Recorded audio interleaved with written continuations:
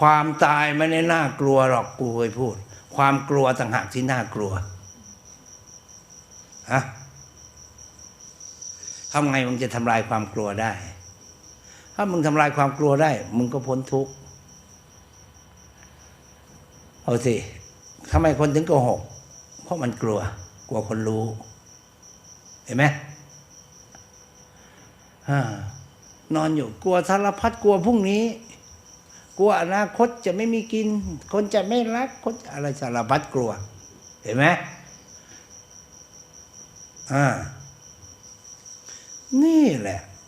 เราต้องฝึกฝนตัวเองถ้ามึงอยากพ้นทุกข์แล้วไปกลัวทุกข์มันจะไปพ้นทุกข์ได้ยังไง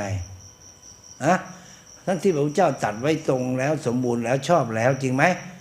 ใครเห็นทุกข์คนนั้นเห็นธรรมใครเห็นธรรมคนนั้นเห็นเราตถาคต